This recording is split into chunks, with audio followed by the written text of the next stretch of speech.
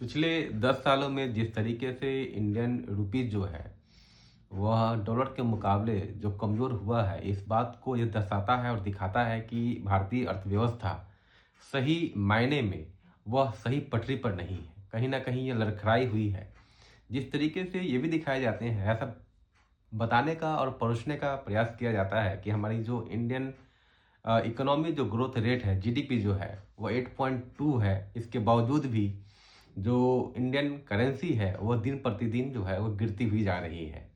2014 से पहले की बात करें या 2014 तक बात करें तो जो इंडियन करेंसी की जो वैल्यूएशंस थी वो 62 पॉइंट समथिंग ऐसा हमने आंकड़े में देखा है। लेकिन 10 सालों के भीतर और यह 10 सालों में कुछ ऐसा हुआ है कि वह 88 समथिंग वह हमें देखने को मिला था। लेकिन हाल फिलहाल की खबरों में हमने ये देखा है कि जो इंडियन करेंसी है, अभी हाल फिलहाल में 3 दिसंबर तक इसकी जो वैल्यू थी वो $1 की जो वैल्यू है वो 92 पॉइंट से रुपया कमजोर होता जा रहा है। विश्व व्यापार में भारत टिक नहीं पाएगा। हमारे व्यापारी जो माल बाहर भेजते हैं, हमारे व्यापारी जो माल बाहर से लाते हैं, इस बोझ को सह नहीं पाएंगे।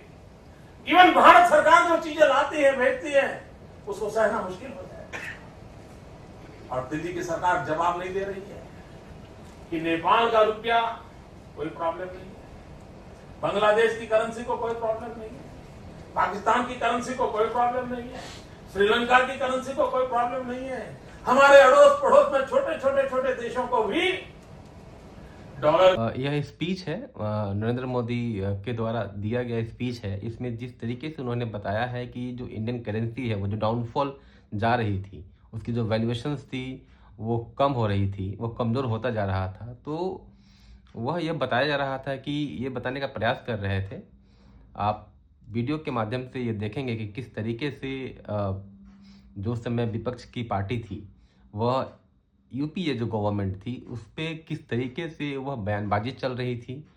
और अभी जब ये आंकड़े जब आ गए हैं, जब रुपया जो है कमज़ोर होता जा रहा है, तो इसको एक अलग एंगल से बताने का प्रयास किया जा रहा है कि जो ये कमज़ोर रुपया जो है, जो रुपया कमज़ोर होता जा रहा है, वो इंडियन इकोनॉमी के लिए खासकर एक शुभ संकेत है। ये कैसे संभव है कि एक समय के दौर में, एक समय में इंडियन रुपीज़ जब वह कमज़ोर हो रहा था, तो यही जो विपक्ष में बैठी हुई पार्टियां थी, वह यह बताने का प्रयास कर रही थी कि यह हमारी इकोनॉमी के लिए, हमारे खासकर इंडियन इकोनॉमी के लिए